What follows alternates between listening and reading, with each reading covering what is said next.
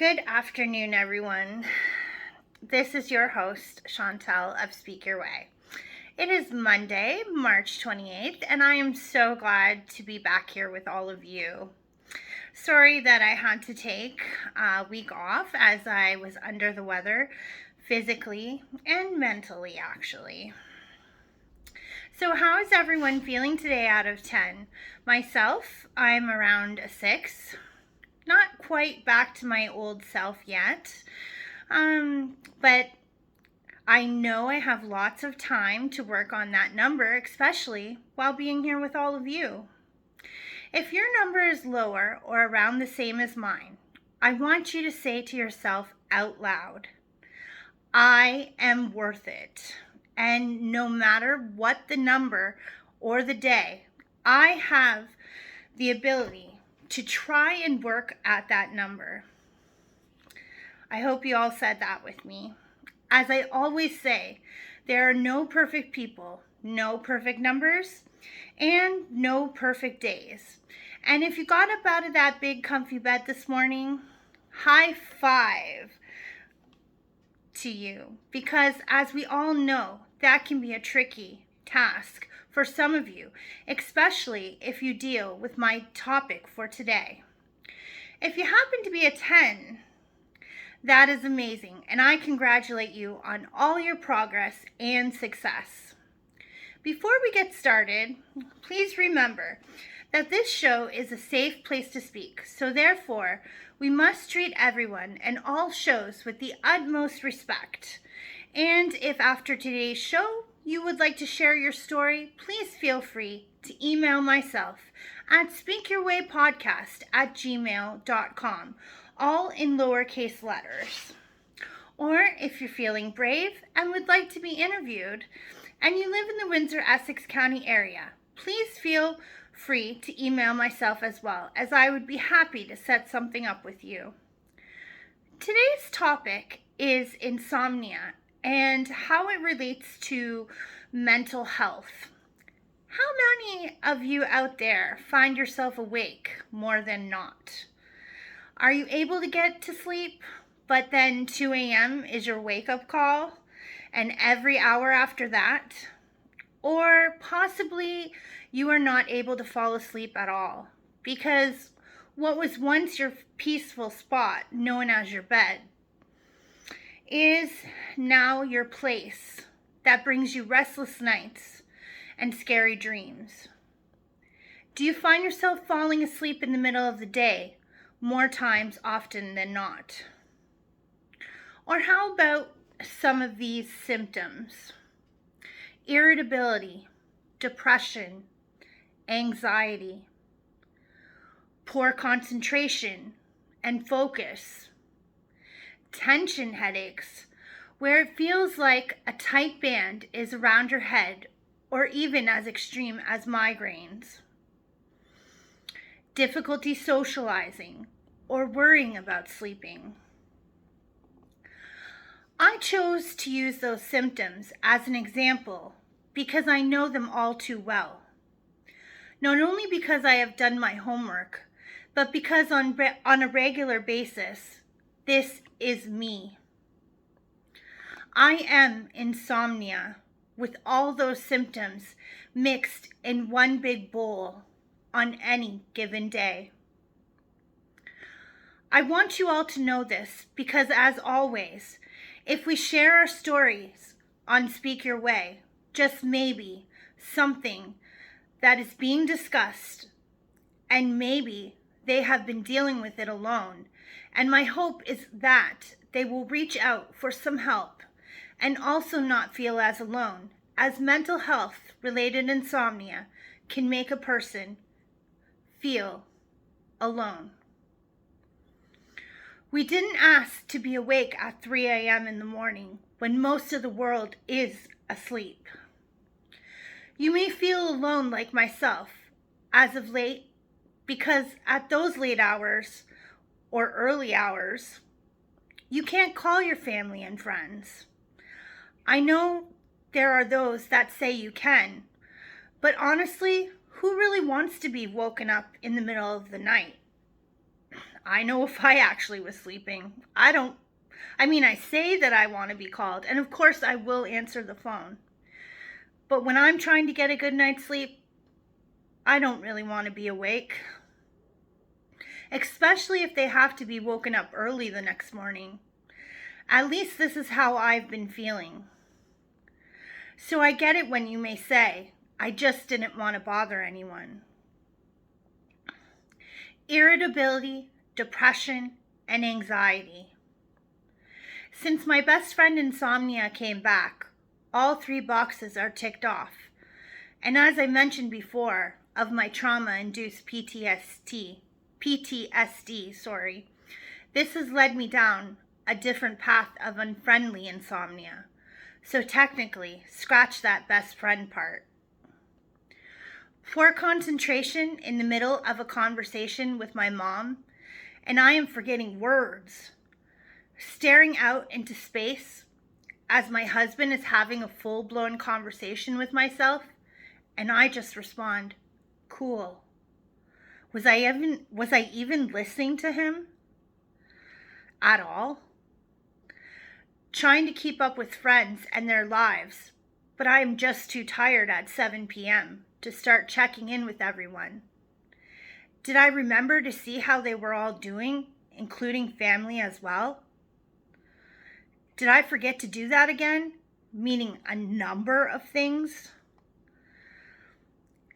As if having a history of headaches and migraines wasn't enough, I now have a daily routine of a special kind of migraine that visits me between 3:30 p.m. and 4 p.m. every day.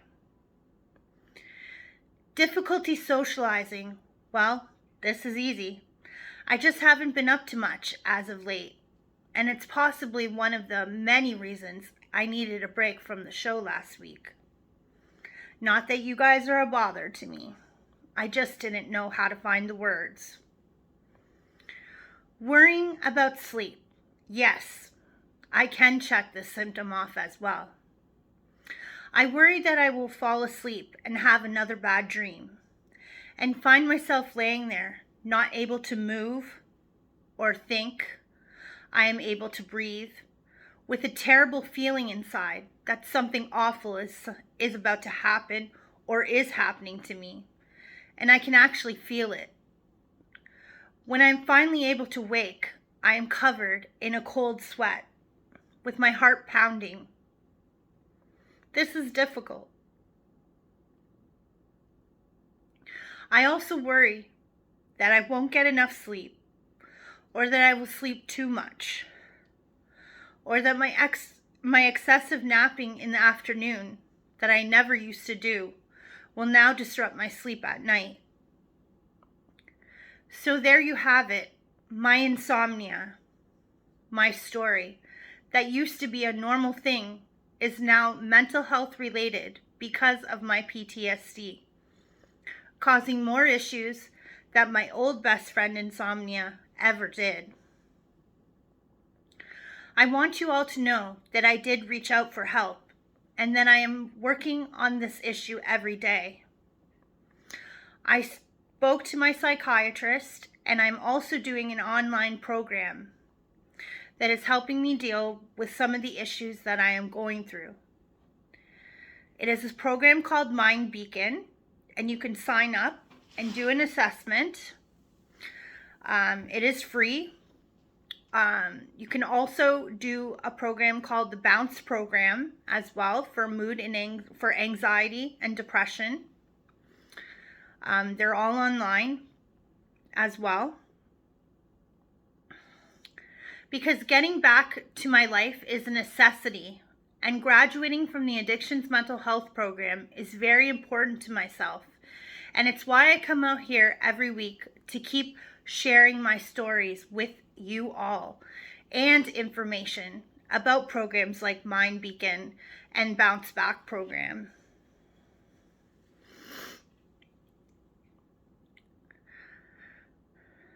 I want to let people know that they are not alone, that so many people out there deal with things like insomnia. In fact, it's very common more than 500,000 cases per year happen in Canada. One major cause of insomnia is also stress.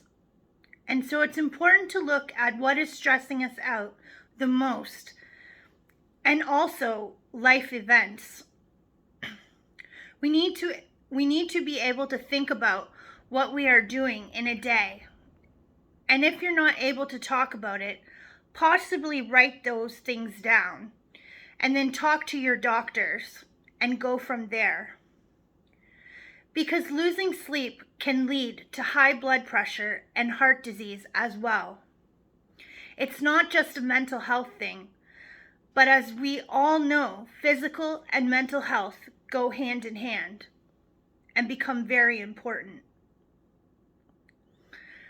These are some tips for people like myself who are dealing with PTSD-related insomnia, but very similar to regular insomnia as well, and I hope that they will help.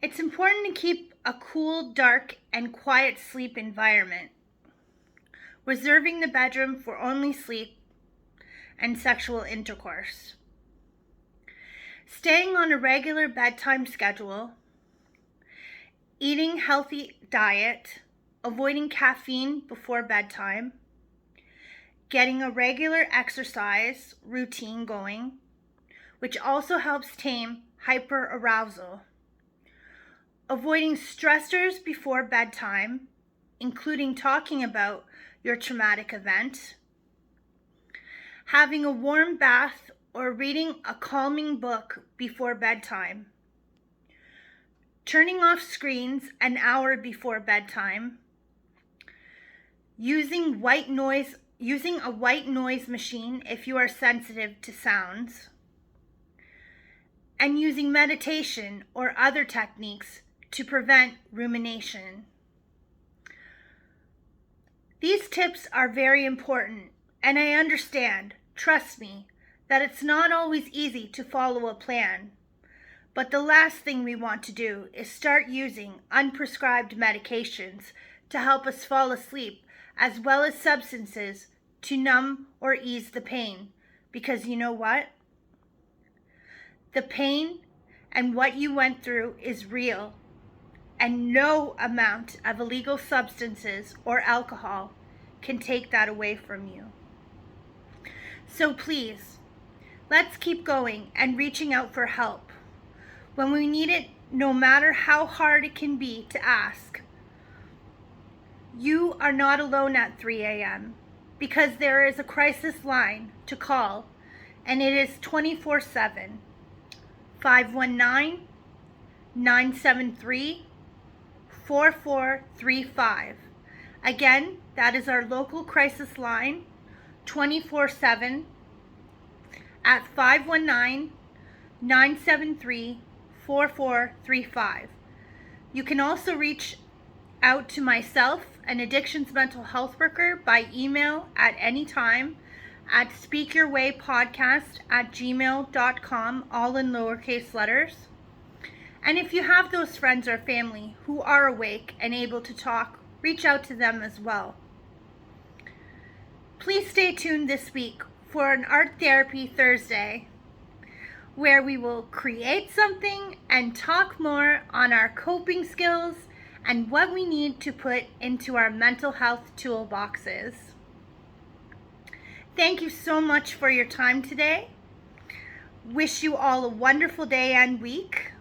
I'm sorry this topic was a little difficult for me to get through, but it's important that I share my story with all of you. Remember, keep talking, as you are not alone. Let's all come together to erase the stigma with mental health and addiction. Till next time, your host, Chantal. Enjoy the rest of your day.